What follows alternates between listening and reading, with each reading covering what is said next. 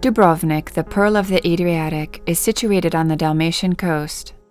It became an important sea power in the Mediterranean from the 13th century onwards.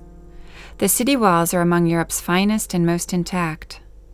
They encircle the old city with their 1,940 meters of length and rise up to 25 meters in height. There are 5 bastions, 3 circular towers, and 12 square and rectangular towers, 2 corner towers, and 1 huge fortress. The city contains a wealth of monuments of historical importance, yet it is an urban city whose heart beats to its own unique rhythm, a crossroad of the ancient and the contemporary, urban and rural ways of life.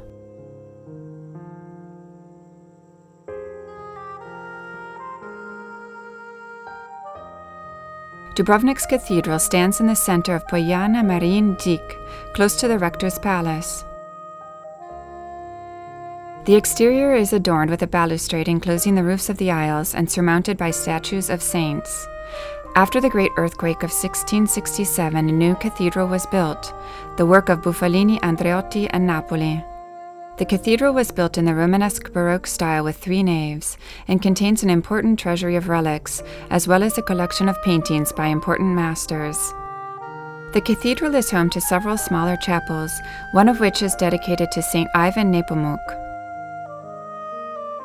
Dubrovnik's cathedral was originally built in the 6th or 7th century in the Byzantine style, then rebuilt as a Romanesque church between the 12th and 14th centuries. The cathedral treasury is famed for its collection of approximately 200 reliquaries. Among the relics enshrined there are the arm, leg, and skull of St. Blaise and a fragment of the cross. The transept is surmounted by a large Baroque dome. The Dubrovnik Cathedral is built in the shape of a Latin cross, with 3 high naves culminating in 3 apses. The side altars hold paintings from later centuries. The Gothic-style church, dedicated to Dubrovnik's patron saint, St. Vlaho, also known as St. Blaise, was built by Marino Gropelli in 1715. It is crowned by an oval dome and is adorned by a large decorated portal and a wide exterior staircase. Its elaborate Baroque decorations stand out from the simple facades of the surrounding houses. The interior, modeled on San Maurizio in Venice, is rectangular in layout and contains some of the treasures from the earlier church. At the church's main altar stands a golden statue of St. Blaise, holding a model of the city made of gold-plated silver from the 15th century. The painted organ loft behind the high altar is from the early 18th century.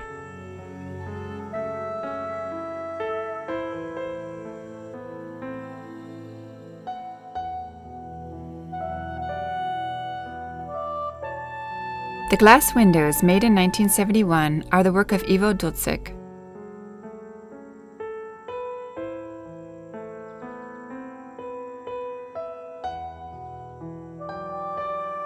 The Church of St. Ignatius is an impressive example of Baroque architecture.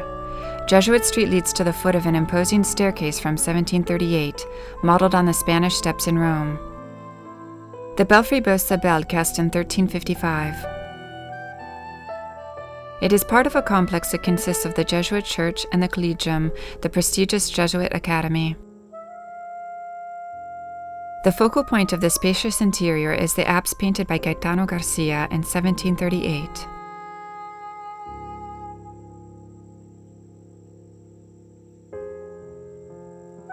The Dominican Church was erected in 1315 but was destroyed in the earthquake of 1667.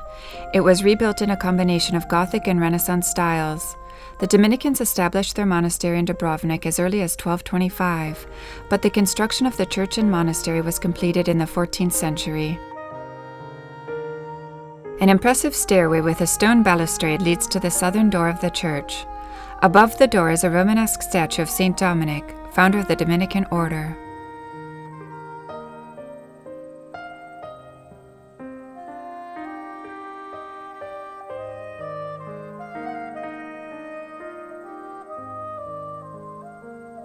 The graceful late Gothic cloister was erected by local masons roughly following the design of the Florentine architect Maso di Bartolomeo.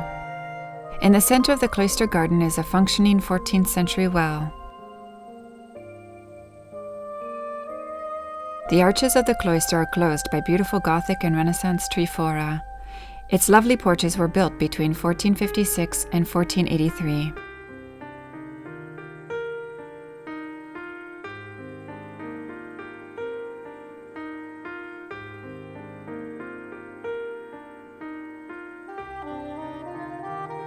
The interior of the 14th century church has a wide single nave.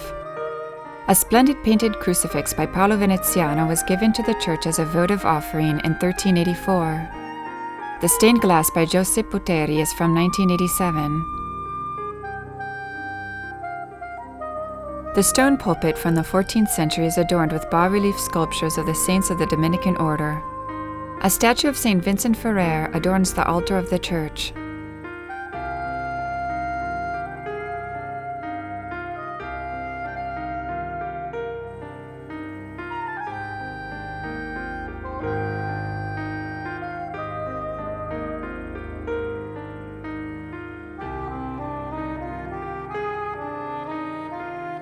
The Dominican Library was founded in the 13th century. The monastery also contains a museum with artifacts from Dubrovnik's goldsmiths, reliquaries, and other sacred objects. Here's a triptych in tempera on wood from 1512.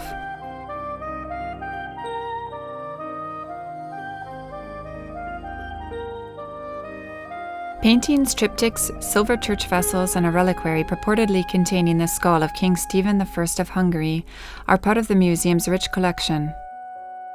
A painting by Antonio de Bellis from the 17th century represents the Virgin and Saint Blaise. Numerous paintings by the most important members of the Dubrovnik School of Art are from the 15th and 16th centuries. The northern room contains a display of jewelry collections. Included in this magnificent collection are votive gifts from the 19th century, as well as chains, a necklace with coral cross, gloves, brooches, earrings, buckles, and bracelets.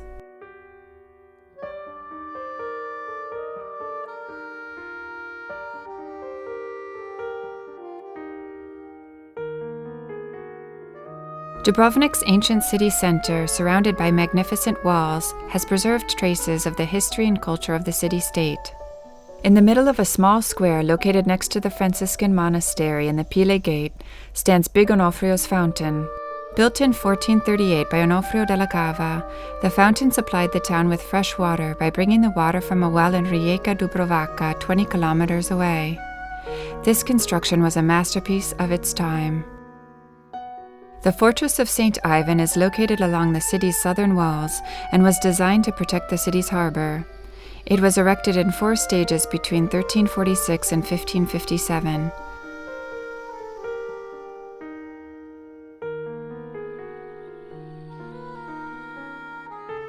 The Minseta Tower forms the highest point in Dubrovnik's walls and for this reason was of strategic importance for defending the city.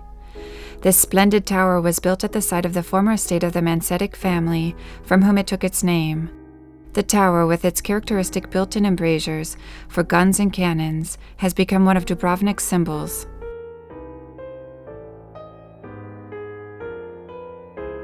The old town's main street, the Stradun, is approximately 300 meters long. The Franciscan Monastery was built in a style that represents a transition between the Romanesque and the Gothic, and contains fine elements of both styles. One of the finest features of the monastery complex is its cloister dating to the mid-14th century. Its notable collection of liturgical and artistic objects is exhibited in the large Renaissance hall, which displays the inventory of the old Franciscan pharmacy, paintings by old masters, valuable specimens of goldwork, as well as rare books. The Franciscan Monastery's library possesses some 30,000 volumes, 22 incunabula, and 1,500 priceless handwritten documents. Among the items displayed are a 15th century silver gilt cross, a silver thurible, an 18th century crucifix from Jerusalem, a martyrology from 1541, and illuminated psalters.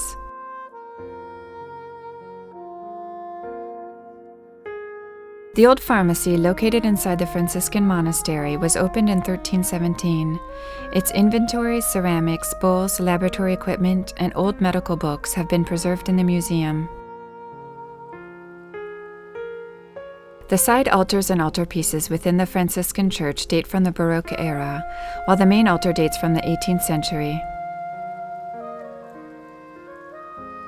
Many guilds and fraternal societies had their headquarters in the monastery, each of which wanted to have its own altar. Impossible to satisfy them all, the number of altars within the church nonetheless grew constantly. Each altar consists of an altar slab supported by decorated pillars made of the same stone, with beautifully shaped capitals and arches.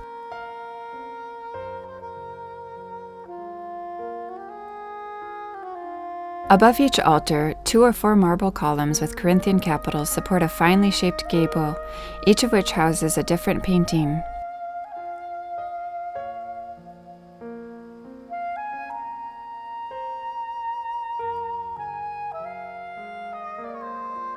The large main stone altar was created by the great artist Filima Montina from Bassan in 1724, based on a design by Andrea Tirali. Artwork from the stone and wood Renaissance and Baroque altars was taken to the adjacent Franciscan Monastery in 1950.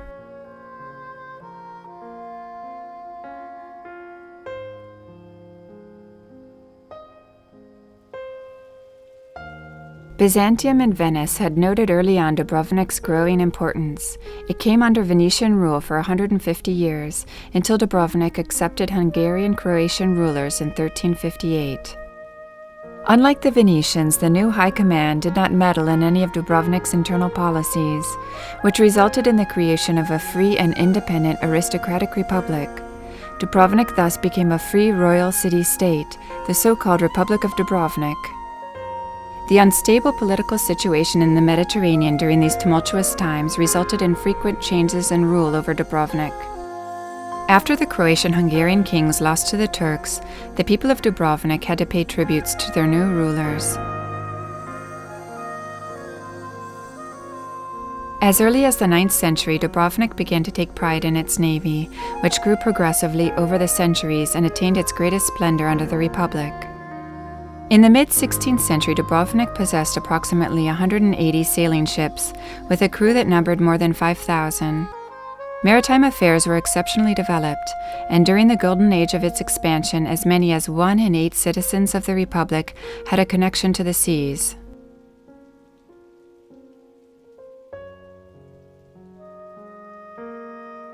Dubrovnik's monumental fortifications create a complete system of mutually connected points of defense, each of which offers a spectacular view over the city and the open sea.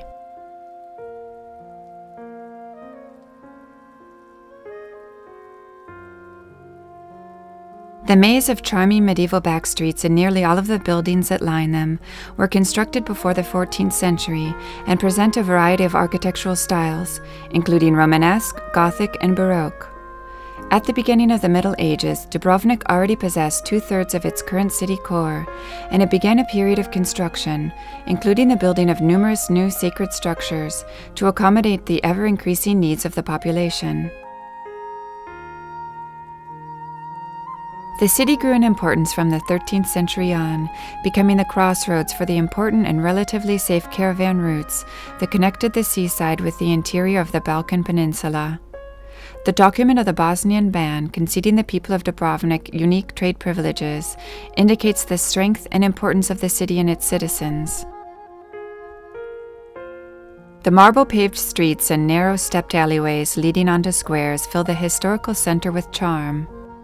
Unwinding at the picturesque old port of Dubrovnik allows one to take in the sight of the colorful small boats neatly moored in the blue-watered harbor. The city harbor was well protected by a large breakwater structure that protected it from the effects of strong winds.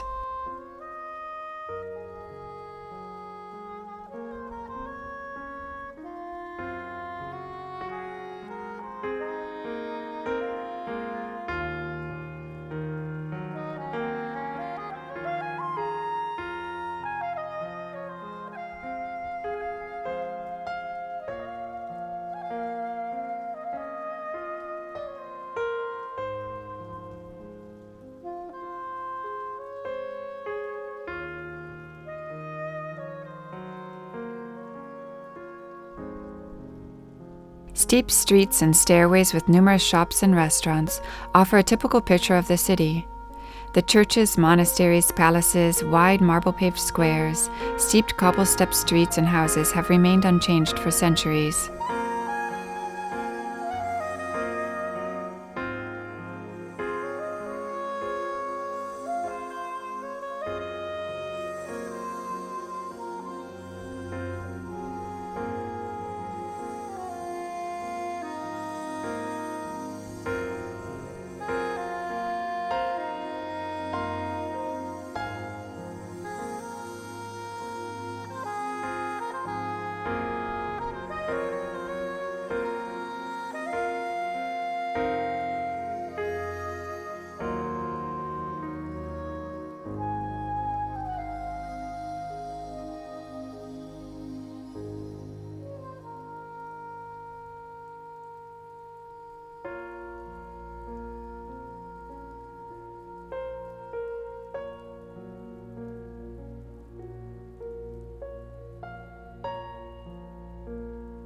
Here, near the city's fortifications, a well-located pebble beach offers a beautiful view of the old town.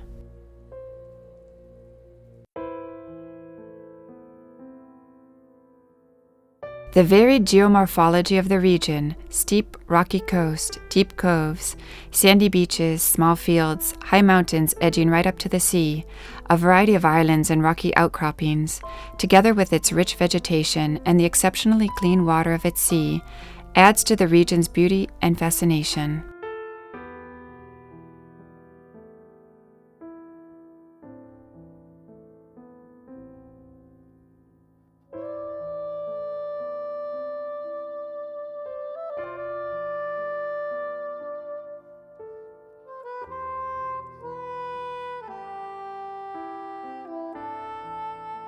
A stroll along the top of the 24-meter-high fortified walls that encircle Dubrovnik takes about an hour and offers splendid panoramas of the old city and the vividly blue Adriatic Sea. In designing the walls, nothing was left to chance.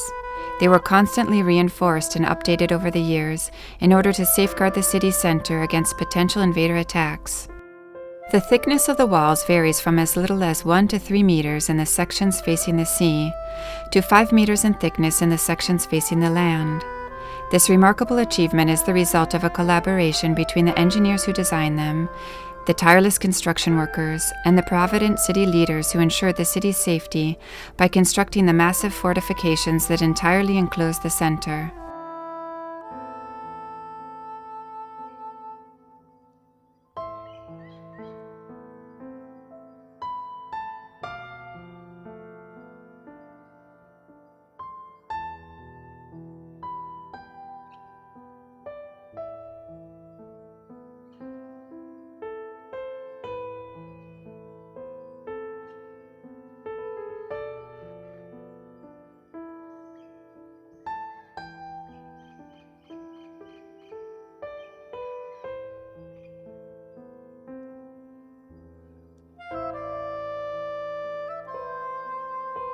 Luza Square is yet another of Dubrovnik's characteristic spots, and a number of sites representing the city's cultural heritage can be found upon it.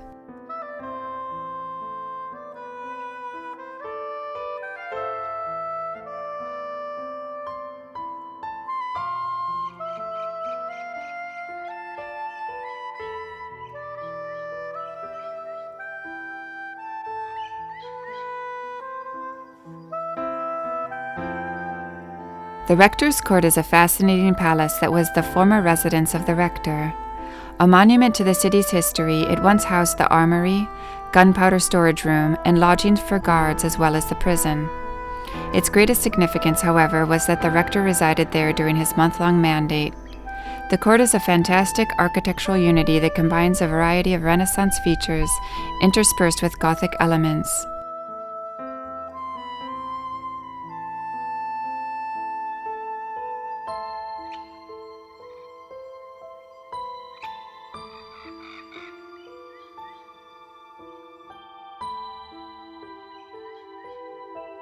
In the courtyard of the palace stands a statue of Miho Prazat, a wealthy and renowned sailor from the island of Lopud.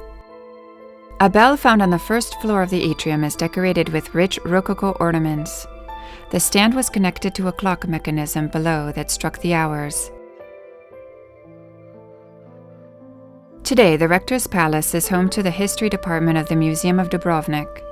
The majority of the halls have furnishings that recreate the original atmosphere of these rooms. The exhibition halls of the museum display numerous items related to Dubrovnik's rich history, collections of paintings, ceramics, icons, textiles, furniture, and glassware, as well as the original keys to the city gates. The furniture collection includes around 250 pieces of furniture, dating from the last years of the Dubrovnik Republic until the 19th century. It features objects of various styles, forms, and functions, and illustrates the refined taste and home decor of the patrician and upper middle classes. The collection comprises about 300 paintings by old masters from the 15th through the second half of the 19th century. More than a third of these works are considered to be of significant artistic value and are classified as historical monuments. Pieces of furniture and paintings were frequently purchased in European cities and then adapted to the purchaser's practical and aesthetic needs. This sedan chair was purchased from a Dubrovnik family in 1990. The Sponza Palace represents an architectural union of various styles from Gothic to Renaissance. Completed in 1522, today the palace complex houses the city's historical archives. The palace is rectangular in shape with an interior courtyard. It has a beautiful portal on the side facing the square that is repeated on the first floor of the courtyard. The palace's atrium is perfectly proportioned, with an arched gallery ringing its interior. Once the busy commercial center and meeting place for the merchants of the old Dubrovnik Republic and beyond. Today, the atrium of the Sponza Palace is an art gallery with exhibitions displaying fascinating items relating to the city of Dubrovnik, past and present. The palace used to be a customs center and gets its name Divona from the Italian word for customs, dogana. It survived the devastating earthquake of 1667 and, like parts of the Rector's court, it retained its original shape and form. Dubrovnik's archives contain 7,000 volumes and approximately 100,000 individual writings. The earliest charter in the archives is from 1022. It is a decree by Pope Benedict VIII granting Dubrovnik an archiepiscopal seat. The most recognizable feature that defines the physiognomy of the historical city of Dubrovnik and gives it its characteristic appearance, famous all over the world, are its intact fortified walls, which encircle the city uninterrupted for 1,940 meters. During its history, the city had just 4 gates, 2 on the mainland side and 2 that gave out onto the harbor. Stone bridges with mobile wooden bridges at the outer gates led to the gate on the mainland side. The Pile Gate is composed of an outer and inner gate. These were built in 1537, along with a half-circle tower at the outer gate that is adorned with a statue of Saint Blaise.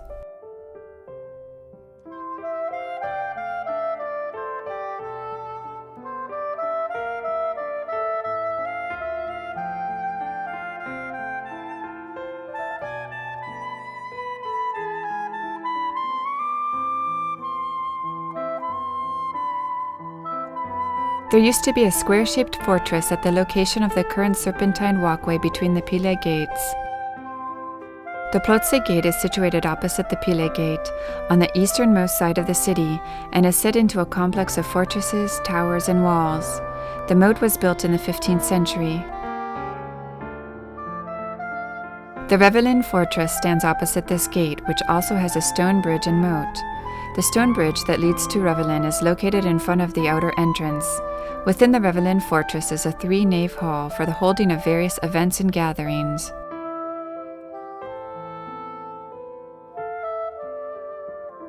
Dubrovnik is a typical example of the traditional medieval city, where its meeting places and market spaces, along with the possibility to easily reach these places on foot, coexist more or less in balance, at times in near-perfect harmony.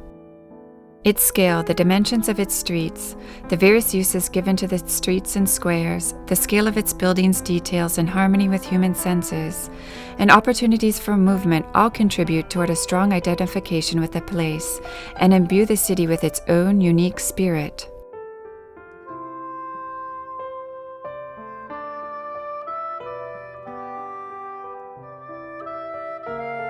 The Gunduliseva Poiana Square is surrounded by stone houses, at the center of which stands a statue of Ivan Gundulic. During the day, the square becomes the site of a picturesque open-air market. Its buildings are elegantly proportioned, the art and sculpture complementing the urban design in the fullest sense. The square's design is of Italian inspiration and for this reason is both beautiful and very livable.